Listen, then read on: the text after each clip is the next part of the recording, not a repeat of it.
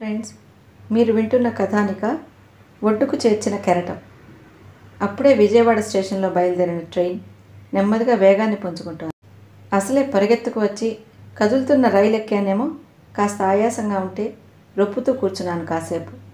ఆయాసం తీరిందనుకున్నాక కొంచెంసేపు ఆగి దారికి అడ్డంగా ఉన్న సామాన్లలో నుంచి వాటర్ బాటిల్, పుస్తకం తీసి పైన పెట్టి మిగతా సామానంతా సీట్ల కింద సర్ది అన్నీ సవ్యంగా ఉన్నాయనుకున్నాక నెమ్మదిగా పుస్తకాన్ని తెరిచాను చదువుదామని.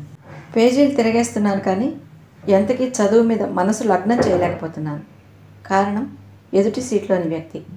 నేను రైలు ఎక్కేటప్పటికే గుర్రు పెట్టి నిద్రపోతున్నాడు. సీట్లో వెనక్కి జారబడి మధ్య మధ్యలో పక్కకి ఒరిగిపోయినా మళ్ళీ సర్దుకుంటున్నాడు. అంతలోనే గొరక. నిజం చెప్పద్దు, నాకు మాత్రం చాలా అసూయగా ఉంది అతను అలా చూస్తుంటే. ఎలాంటి సమస్యలు, బాధ్యతలు లేని వాళ్ళే అలా అన్నీ మర్చిపోయి నిద్రపోగలుగుతారేమో. ఎప్పుడు ఏవేవో సమస్యలతో సతమతమైపోతూ క్షణం విశ్రాంతి లేని నాకు అతన్ని చూస్తే జలసీగా ఉన్నా అంతలోనే తమాయించుకున్నాను. తనలాంటి పొజిషన్లో ఉన్న వ్యక్తి చేయాల్సిన ఆలోచన కాదని అనిపించి. అంతలోనే ఒక్క ఉదుచున ట్రైన్ ఆగిపోయింది. ఆ కుదుపుకి నిద్రపోతున్న అతను ముందుకు తూలి పడిపోగా అతని ముఖం నా మోకాళ్లకు తగిలి ముందుకు పడిపోబోవటం ఒకేసారి జరిగిపోయింది. అంతలోనే గబగబా సర్దుకు కూర్చున్నాడు. ఆ పడటంలో పై పెదవి కొంచెం చిట్లినట్లుంది. వెంటనే లావెక్కింది. సడన్గా నిద్ర లేవాల్సి రావడంతో కళ్ళు ఎర్రగా చింతనిప్పుల్లా ఉన్నాయి. సారీ సార్, మీ కాలు మీద పడ్డాను, ఏమీ అనుకోకండి సార్ మర్యాదగా అన్నాడు. పర్వాలేదులేండి కానీ పాపం మీ పెదవి చిట్లింది, నొప్పిగా ఉందా? నా మాట పూర్తి కాకుండానే విరక్తిగా నవ్వాడు. నొప్పా? ఇదొక నొప్పా సార్? ఇక్కడ తగిలింది సార్ దెబ్బ. దాని బాధ ఉంది సార్, తట్టుకోలేనంత అన్నాడు గుండెల మీద కుడి చేత్తో కొట్టుకుంటూ. అపరిచితుడని కూడా చూడకుండా నాతో అతను అలా మాట్లాడటం చూస్తే ఆ మనసులో ఎంత బాధ ఉందో అర్థమైంది నాకు. ఎక్కడి దాకా వెళ్తున్నారు? మామూలుగా అడిగాను ఆయన వైపే తదేకంగా చూస్తూ.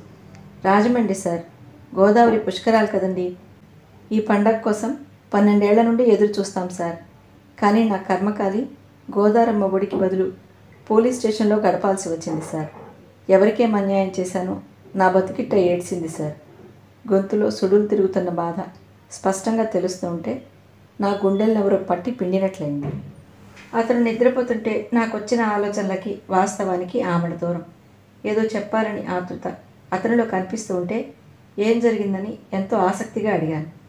ఏం చెప్పమంటారు సార్? నా కొడుకు విజయవాడలో ఎంఏ చదువుతున్నాడండి.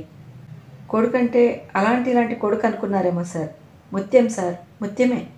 వాడు 10th ఇంటర్లోనూ కూడా ఫస్టే వచ్చాడు సార్. వాడికి వచ్చిన మెరిట్ స్కాలర్షిప్ డబ్బులతో వాడికి ఫీజులు కట్టగా ఇంకా ఆడపిల్లల చదువులకు కూడా సరిపోయేవి సార్. సంధ్యవాసం అంటే సమయం వృధా అనేవాడు సార్. అలాంటి వాడు టెర్రరిస్ట్ కార్యకలాపాల్లో ఎందుకు తలదూరుస్తాడు? మీరే చెప్పండి సార్. వీడి క్లాస్లో ఎవరో టెర్రరిస్ట్ కుర్రాడు ఉన్నాడట సార్. ఆ విషయం వీడికి కూడా తెలియదట. వాడి కోసం పోలీసులు వెతుకుతుంటే ఎవరో వాడు మా వాడికి బెస్ట్ ఫ్రెండ్ అని వీడిని అడిగితే వాడి వివరాలు తెలుస్తాయని చెప్పారట సార్. ఇంకేముంది సార్, పట్టుకుపోయారు స్టేషన్కి. ఒకటే తనటం సార్. వీడు అసలే చాలా సున్నితం. నాకు తెలియదని చెప్పినా వినటం లేదట. నన్ను చూసి బోరుమన్నాడు. భుజం మీది తుండులో ముఖం దాచుకుని గొల్లుమన్నాడు. అతన్ని చూస్తుంటే నాకు చాలా జాలేసింది. టెర్రరిస్ట్ విషయంలో ప్రభుత్వ నిర్ణయం బాగా తెలిసిన వాడిని. అతన్ని ఏమని ఓదార్చగలను? అక్కడికి బాధపడకండి శాస్త్రి గారు, న్యాయానికి ఎప్పుడూ మంచి స్థానం ఉంటుంది. నిజం తెలిసిన వెంటనే వదిలేస్తారులేండి, మీరేం కంగారు పడకండి అన్నాను. ఎప్పుడు అతని పక్కన చేరానో నాకే గుర్తులేదు. ఏ న్యాయం? ఎక్కడుంది న్యాయం? అన్నీ తెలిసిన వాళ్ళే నోరు విప్పకపోతే ఇక న్యాయం ఎలా జరుగుతుంది సార్? ఒక దుర్మార్గుడి దురాగతాల కన్నా ఒక మంచివాడి మౌనం సమాజానికి చేటు చేస్తుంది అని మీకు తెలుసు కదా సార్. ప్రిన్సిపాల్ చుట్టూ, లెక్చరర్ల చుట్టూ కాళ్ళరిగేలా తిరిగాను సార్. తిరిగి విసిగిపోయానంటే నమ్మండి. ఆటల పోటీల్లోనూ, పాటల పోటీల్లోనూ మొదటి స్థానంలో వస్తే బహుమతులను అందచేస్తూ వేనోళ్లు పొగిడిన నోళ్లు సార్ అవి. ఇలాంటి వాళ్ళు ఒక్కళ్ళుంటే దేశం బాగుపడుతుందని, ఇలాంటి కొడుకును కన్న తల్లిదండ్రులు ఎంతో అదృష్టవంతులని ఎడాపెడా తెగ పొగిడిన నోళ్లు కూడాను. నా కొడుకుని అన్యాయంగా అరెస్ట్ చేశారు. వాడెలాంటి వాడో మీకు తెలుసు. వాడి గురించి ఒక్క మాట చెప్పండి సార్, వదిలేస్తారు అని కాళ్ళ మీద పడి ప్రాధేయపడితే ఏ కంపెనీ లక్కతో వాళ్ళ నోళ్లు సీల్ చేశారో కానీ ఒక్కడూ నోరు మెదపలేదు, అడుగు కదపలేదు. అని ఒక క్షణం ఆగి కళ్ళు తుడుచుకొని అన్నాడు. ఎందుకొచ్చిన చదువులు సార్? పక్కవాడికి జరుగుతున్న అన్యాయాన్ని గుర్తించకపోయాక? వాడెలాంటి వాడో మీకు తెలుసు. మీరేం మాట్లాడద్దు. అక్కడ నిలబడండి సార్ చాలు అని కూడా బతిమలాడాను. అయినా ఆ ప్రిన్సిపాల్కి కానీ ఆ పక్కనే ఉన్న లెక్చరర్స్కి కానీ కించిత్ చలనం లేదు. ఏం మనుషులు సార్ వీళ్ళు! అతని ముఖం ఈ సమాజం పట్ల అతనికున్న అసహ్యాన్ని చెప్పకనే చెప్తోంది. ఆశ్చర్యంగా అప్పటికే మా చుట్టూ జనాలు చేరిపోయారు. అందరి ముఖాల్లోనూ అతని పట్ల ఒకటే జాలి. చదువుకున్నోళ్ళు దేశాన్ని ఉద్ధరిస్తారు అంటారు. దేశం అంటే ఏది బాబు? ఇదే కదా. పోనీ నేనేమన్నా లేని మాట చెప్పమన్నానా? ఉన్న మాటే కదా సార్. వాళ్ళ నోటి మీదుగా అందరికీ తెలిసినవే కదా. ఇవిగో ఇవి చూడండి అంటూ సంచిలోంచి ఏవో కాగితాలు పుస్తకాలు తీసి, ఇవి చూడండి సార్, ఇవి నా కొడుకు రాసినవి, అచ్చైనవి, వాటికొచ్చిన బహుమతులు, పేపర్లలో వాడిని పొగుడుతూ రాసిన రాతలు, వేసిన ఫోటోలును. వీడిని చూసి ఓర్వలేని వాళ్ళెవరో వాళ్ళకి చెప్తే వాళ్ళ పని వాళ్ళు చేసుకుపోయారు. వాళ్ళదేం తప్పు లేదు సార్. తప్పంతా ఆ ప్రిన్సిపాల్ది, లెక్చరర్లదిను. తమకు తెలిసిన నిజాన్ని నిర్భయంగా చెప్పలేని వాళ్ళు పిరికి పందులు. వాళ్ళేం తయారు చేస్తారు సార్ పౌరుల్ని? ఇలాంటి వాళ్ళు గురువులుగా ఉండబట్టేనేమో సార్ ఈ దేశం ఇలా తగలబడిపోతుంది. బరుణ ముక్కు చీరుతూ అతను సమాజాన్ని ఛేదరించుకుంటుంటే నాకెలాగో అనిపించింది. చెప్పొద్దు, చాలా జాలేసింది. కుర్రాడి ఫోటో కేసు చూశాను. ఎంతో అమాయకంగా గిల్లితే పాలు కారేటట్లున్నాడు. పోలీసుల చేతిలో ఇంటరాగేషన్ పేరుతో ఏమి నరకం అనుభవిస్తున్నాడో ఏమో. టెర్రరిస్టుల విషయంలో ప్రభుత్వం ఎంత కఠినంగా ఉంటుందో నాకంటే బాగా ఇంకెవరికీ తెలియదేమో. నిజమైన టెర్రరిస్టులు ఎవరైనా పోలీసుల చేతికి చిక్కితే వెంటనే వాళ్ళ వర్గం వాళ్ళు ఏ ప్రభుత్వ ఉద్యోగినో లేదా ఏ ప్రజాప్రతినిధినో కిడ్నాప్ చేసి వాళ్ళని చంపేస్తామని బెదిరించో అదిలించో వాళ్ళని విడిపించుకుపోతారు. కానీ ఇలాంటి వాళ్ళ పరిస్థితి చాలా దారుణం. ఇలాంటి వాళ్ళని ఎవరు పట్టించుకుంటారు? ఓపికంటే ఉన్నదంతా అమ్ముకునైనా పోరాడటం, లేకపోతే దేవునిపై భారం వేసి చూస్తూ ఊరుకోవటం తప్ప చేయగలిగింది ఏమీ లేదు. ఇది ఎప్పటికి మారేనో. బహుశా అతను ఇదే ఆలోచిస్తున్నాడేమో. ఆయన ముఖం ఆవేదనతో, ఏమీ చేయలేని నిస్సహాయతతో కుంగిపోయింది. నేను చదవాలనుకున్న పుస్తకం నన్ను చూసి వెక్కిరిస్తున్నట్టు అనిపిస్తుంటే కిటికీ అద్దం నుంచి బయటికి చూశాను. ట్రైన్ తాడేపల్లిగూడెం స్టేషన్లో ఆగటంతో. బండి ఆగటం తరువాయి గబగబా కిందికి దిగి 2 కొబ్బరి బొండాలు తీసుకుని ఒకటి నేను తాగి రెండోది అతనికి ఆఫర్ చేశాను. పాపం మొహమాటంగానే తీసుకున్నాడు. నెమ్మదిగా రైలు కూత వేసుకుంటూ బయలుదేరింది. ఎంతకాలమైందో ఇటొచ్చి. నిడదవోల్లో చదువుకునే రోజుల్లో కవితలు రాయటం కోసం, ఆ ప్రకృతిని ఆస్వాదించడం కోసం గూడెం వరకు వచ్చిన రోజులు చాలా ఉన్నాయి. అదంతా గుర్తొచ్చి హాయిగా అనిపించింది. రాజమండ్రి వెళ్తున్నానన్నారు. ఎవరైనా బంధువుల ఇంటికి వెళ్తున్నారా బాబు తమరు? ఆ కంఠంలో కంగారు వణుకు కాస్త తగ్గి ఆ స్థానంలో గంభీరత చోటు చేసుకుంది. లేదండి, పుష్కరాలు కదా. 4 ఏళ్ల క్రితం నాన్నగారు కాలం చేశారు. పిండ ప్రదానం చేయాలని అమ్మ పట్టుబడితేనో నేను బయలుదేరాను. 12 ఏళ్లకు ఒక్కసారి కదా సార్ వస్తాయి. ఈ పుష్కరాల్లో గోదాట్లో ఒక్క మునక వేస్తే చాలు సార్, ఉత్తమ లోక ప్రాప్తి. మరి అమ్మగారిని కూడా వెంట పెట్టుకు రావాల్సింది సార్. గోదావరి స్నానం చేసేవారు. వాళ్ళంతా వచ్చి వెళ్ళారు. 2-3 సార్లు అయింది. నేనే వెళ్ళలేదు. ఏవో పనులు బాధ్యతలతో. గోదావరిని తలుచుకుని నా మనసంతా ఆనందంతో నిండిపోయింది. గోదావరితో నా అనుబంధం ఈనాటిదా? కొవ్వూరులో ఇంటర్ చదివినప్పుడు క్లాసులు ఎగ్గొట్టి ఎన్నిసార్లు ఇసుక తెప్పల మీద షికార్లు చేశాను. ఇంటి నుంచి పట్టుకెళ్ళిన లంచ్ బాక్స్ కూడా ఇసుక తెప్పల మీదే తిన్నాను ఎన్నోసార్లు. వేసవికాలం వచ్చేసరికి నీరెండిపోయి ఇసుక తెప్పలు ఏర్పడటంతో మాకు ఆడింది ఆట, పాడింది పాటగా ఉండేది. ఒక్కోసారి అయితే నేనొక్కడనే పోయి చుట్టూ ఎవరూ లేకపోవడంతో చిరంజీవిని ఇమిటేట్ చేయటం, అక్కినేని నాగేశ్వరరావు పోజు పెట్టి విరహగీతాలు అన్నీ గుర్తొచ్చి కిటికీ అద్దం పైకెత్తాను. గోదావరి ఇంకెంత దూరంలో ఉందోనని. రైలు పసివేదల కొవ్వూరు దాటి బ్రిడ్జి మీదకి చేరుకుంటోంది అప్పుడప్పుడే. తల్లి గోదావరి దగ్గరవుతున్న కొద్దీ అదోలాంటి ఉద్వేగం. ఎప్పుడెప్పుడు చూస్తానా అని ఆతృత. ఇంతకు ముందు కూడా చాలాసార్లే చూసి ఉన్నా ఈసారి ఎందుకో చెప్పలేని ఆనందం. ఎదురు చూసిన గోదావరి తల్లి రానే వచ్చింది. ఎప్పటిలానే ప్రశాంతంగా. ఎప్పుడూ అదే ప్రశాంతత, అదే నిశ్చలత. గోదావరిని అలా చూస్తున్న కొద్దీ ఎన్ని ఆలోచనలు, ఎన్ని జ్ఞాపకాలు. ఈ గోదావరి ఒడ్డున తన చదువు పూర్తయిపోయాక మళ్ళీ ఎన్నిసార్లు గోదావరి మీదుగా ప్రయాణం చేశాను. ప్రతిసారి అవే మధుర జ్ఞాపకాలు. చెదిరిపోని మధురానుభూతులు. గోదావరి తరంగాల కేరింతలు తన మదిలో మెదిలే భావాలతో మిళితమైపోగా అదోలాంటి పవిత్ర భావంతో ఒళ్ళు పులకరిస్తుంటే 2 చేతులు ఎత్తి హృదయపూర్వకంగా నమస్కరించాను. అంతలోనే వెనక నుంచి, ఏమిటో ఈ లక్ష్మణ శాస్త్రి, ఎక్కడి నుంచి వస్తున్నావు? ఈ పుష్కరాల రోజుల్లో అందరూ పిండ ప్రదానాల్లో 4 రాళ్ళు వెనకేసుకుంటుంటే నీవేమో ఈ ప్రయాణాలు. కుర్రాడి దగ్గరకని వెళ్ళొస్తున్నావా? ఏ, వాడు రానంటాడా గోదావరిలో స్నానం చేయడానికి? ఏంటో ఆనాడు చదువెందుకు చంకనాకను మంత్రం నేర్పు అంటే విన్నావు కావు. ఆ భాష్యం శాస్త్రి కొడుకు చూడు, వేరేడంత లేడు. పుష్కరాలు మొదలై వారం కూడా కాలేదు. 46 బస్తాల బియ్యమట, 25 వరకు పంచెలట.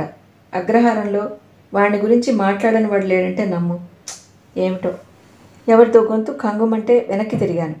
ఎవరో వృద్ధ బ్రాహ్మణుడు శాస్త్రి గారి పక్కన కూర్చొని పుష్కరాల్లో ఎవరంతా సంపాదించుకుంటున్నది ఆయన చెవిలో ఊదరగొట్టేస్తున్నాడు. ఆ సమయంలో శాస్త్రి గారి ముఖం నాకు చూడాలనిపించలేదు. ఆయన ఏం ఫీల్ అవుతాడో నాకు తెలుసు. ఇలాంటి ప్రశ్నలు ఆయన చాలా ఎదుర్కోవాల్సి ఉంటుంది. పిండ ప్రదానాలు చేసే ఏ పురోహితుడైనా ఎంతో ఎదురు చూసే సమయం పుష్కరాలు. పుష్కరాలు జరిగే ఆ 12 రోజుల కష్టం 2-3 ఏళ్ల పాటు వాళ్ళని నిశ్చింతగా ఉండేట్టు చేస్తుంది. ఆ సమయంలో ఎంత ముఖ్యమైన పనైనా వాయిదా వేసుకుంటారు. అలాంటిది శాస్త్రి గారు ఇన్ని రోజులు లేకపోతే ఎవరికైనా అనుమానం తలెత్తటం సహజం. ఈయన ఎలా ఎదుర్కొంటాడో పాపం. జాలితో శాస్త్రి గారి వైపు చూశాను. చేయని నేరానికి పట్టుబడ్డ దొంగ ముఖంలో కనబడే ఎర్రదనంతో అతని ముఖం జేవురించి ఉంది. అతి కష్టం మీద గొంతు పెగల్చుకొని విజయవాడ బాబు దగ్గరికి వెళ్ళాను. పరీక్షలని రావడానికి కుదరదని ఫోన్లో అంటుంటే ఎలాగైనా తీసుకొచ్చి ఓ మునక వేయిద్దామని వెళ్ళాను బాబాయ్. మరేమన్నాడు? పరీక్షలు కదా నాన్న, పుష్కరాలు మరోసారైనా వస్తాయి, ఈ పరీక్ష రాదు కదా, 2-3 రోజుల్లో పుష్కరాలు అయిపోయేలోగా తప్పక వస్తాను, నువ్వు నిశ్చింతగా ఉండు.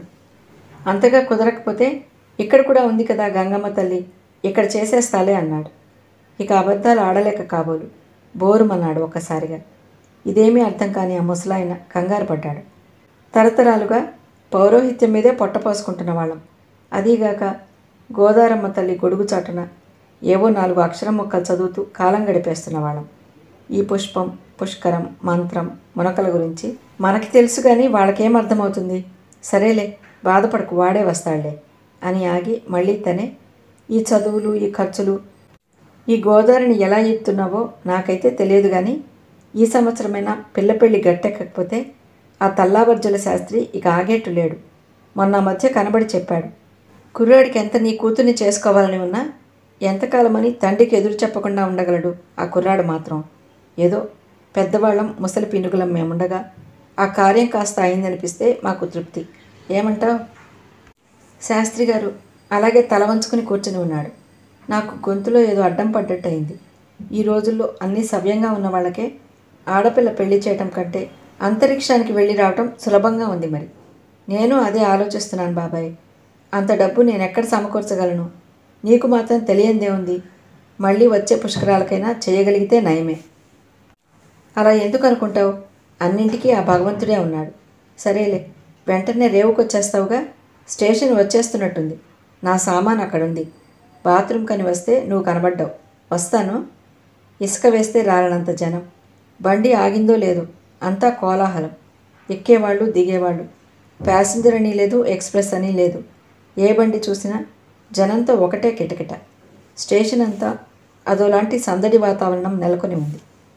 ఎక్కడికక్కడ స్వాగత తోరణాలతో శోభాయమానంగా మెరిసిపోతోంది గోదావరి రైల్వే స్టేషన్. ఇక్కడే ఇంత సందడి ఉంటే ఇంకా సిటీలో ఇంకెంత ఉందో అనుకుంటూ మెల్లగా ట్రైన్ దిగాను నా బ్యాగ్తో. అప్పటికే శాస్త్రి గారు స్టేషన్లో నుంచి బయటికి వెళ్ళిపోతున్నారు. నీరసంగా ఈడ్చుకుంటూ నడుస్తున్న అతన్ని చూస్తే మనసంతా జాలితో నిండిపోయింది.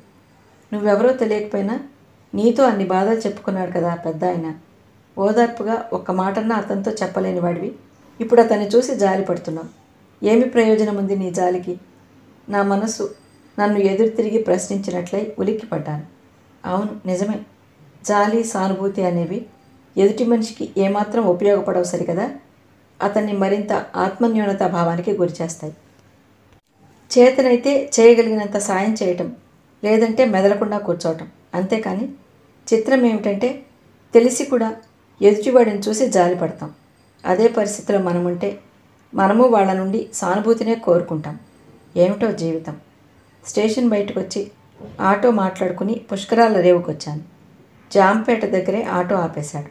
ఏంటని అడిగితే, ఇది స్నానానికి వెళ్ళే వాళ్ళ క్యూ సార్. అప్పటికే బోల్డంత లైను. అమ్మ చెప్పిన మాటలు గుర్తుకొచ్చాయి. ఒరేయ్, నువ్వు రైలు దిగి హోటల్ అని అదని ఆలస్యం చేస్తే నువ్వు మళ్ళీ 2 రోజులకు కానీ ఇంటికి రాలేవు. అందుకని దిగిన వెంటనే ఎక్కడికక్కడే పకడ్బందీ ఏర్పాట్లు అవి చేశారు. ఎక్కడ లైన్ కనబడితే అక్కడే లైన్లో నిలబడిపో. నువ్వు పెద్ద ఆఫీసర్ని కదా అని రికమెండేషన్స్ అవి ఉపయోగించి చెయ్యకు. అంత ఫలం ఉండదు. వింటున్నావా? చాదస్తంతో కూడిన అమ్మ మాటలు ఇంకా చెవుల్లో కంగుమంటూనే ఉన్నాయి. ఆటో వాడికి డబ్బులు ఇచ్చి లైన్లో చేరిపోయాను. కాలకృత్యాలన్నీ రైల్లోనే తీర్చేసుకోవడంతో అంత ఇబ్బందిగా అనిపించలేదు. రేవు చేరుకునేసరికి సాయంత్రం 4 అయింది. అంతా తడితడిగా ఉంది. ఒక పక్కనంతా పురోహితులు, మరో పక్క అరటిపళ్ళు అమ్మేవాళ్ళు. పురోహితుల్ని చూస్తే చాలా బాధేసింది. ఎవరొస్తారా అని వారు చూసే ఎదురుచూపులు, కళ్ళల్లో గంపెడంత ఆశ. అప్పుడే స్నానానికి వచ్చిన వాళ్ళెవరో ఒక పురోహితుడిని సంప్రదించి అతను చెప్పిన ప్రకారం స్నానానికి వెళ్తున్నారు. అప్పుడు తట్టింది, శాస్త్రి గారిని ఎందుకు రమ్మనలేదా అని. ఇలా అనుకోగానే మనసు చివుక్కుమంది. ఈ రకంగానైనా కొంచెం సాయం చేసినట్టు ఉండేది కదా. ఆలోచిస్తున్నంతలోనే అక్కడేదో పెద్ద కలకలం. ఏమిటా అని వెనుతిరిగి చూశాను. జంధ్యం ఉండి వస్త్రం లేని శరీరాలపై లాఠీలు నాట్యం చేస్తున్నాయి. తట్టుకోలేక వాళ్ళు జారిపోతున్న తడిసిన పంచెల్ని ఓ చేత్తో పైకి పట్టుకుని మరో చేత్తో బరువైన బియ్యం సంచుల్ని మోయలేక మోస్తూ ఆయాసంతో రొప్పుతూ తడిసిన మెట్లపై అటూ ఇటూ పరిగెడుతూ చలిలో వణుకుతూ సంధ్యా సమయం సమీపిస్తున్న వయోవృద్ధులు సైతం. చూస్తుండగానే ఒక వృద్ధ బ్రాహ్మణుడు అరటిపండు తొక్క మీద కాలు వేసి జరున జారిపడ్డాడు. అయ్యయ్యో అనుకుంటూ గబుక్కన పరిగెత్తికెళ్ళి లేవదీశాను. అతను నిలబడలేకపోతున్నాడు. వృద్ధాప్యం కదా, ఏదో కలుక్కుమని ఉంటుంది. వాళ్ళ అబ్బాయి లక్ష్మణశాస్త్రి వస్తున్నాడు. 1 నిమిషం అలాగే పట్టుకోండి. వెనక నుంచి ఎవరో అనేసరికి వెనక్కి తిరిగి చూశాను. ఎక్కడో వినట్టుంది ఆ పేరు, కానీ ఆలోచనలకి సమయం లేదు. ముందుగా ఇతన్ని ఎక్కడైనా కూర్చోపెట్టి తర్వాత దగ్గరలో ఉన్న మెడికల్ క్యాంప్ వాళ్ళకి అప్పగించాలి అనుకుంటూ నెమ్మదిగా 2 చేతులతో అతన్ని పదవి పట్టుకుని దగ్గరలో ఉన్న రావి చెట్టు చప్టా మీద కూర్చోబెట్టాను.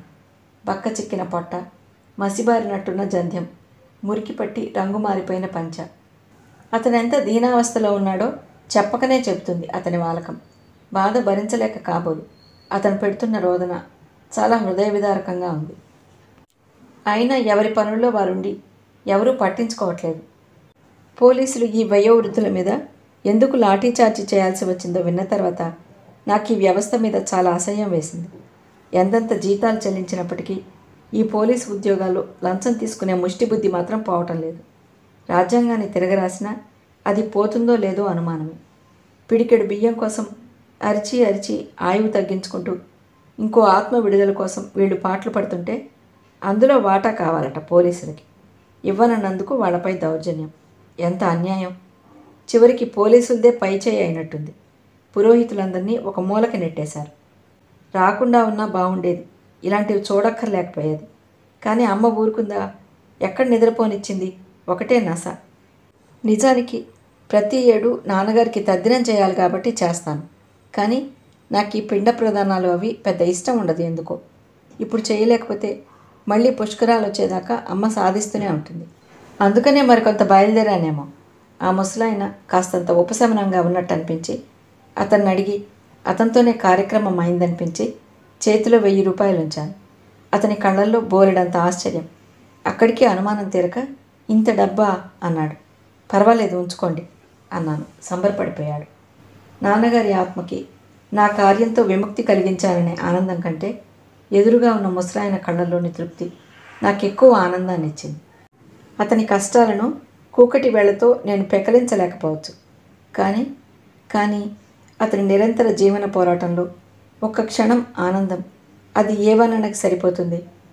అతని ఆరోగ్యం సంగతి చూసి కానీ రాజమండ్రి నుంచి వెళ్ళకూడదని నిర్ణయించుకున్నాను. ప్రభుత్వంలో నాకున్న పొజిషన్ని బట్టి అదేమంత కష్టం కాదు తనకి. ఆలోచిస్తున్నంతలో ఆ ముసలాయన ఎవరికో నన్ను చూపించి లాఠీ దెబ్బతో వణుకుతున్న 2 చేతులతో నాకు దండం పెడుతూ నేను అన్ని డబ్బులు ఇచ్చినట్లు ఎవరికో వివరించి చెప్తున్నాడు. అనాసక్తిగానే అటువైపు చూశాను. ఆశ్చర్యం, అతను మరెవరో కాదు, రైల్లో పరిచయమైన లక్ష్మణ శాస్త్రి. తన తండ్రిని పరిచయం చేశాడు.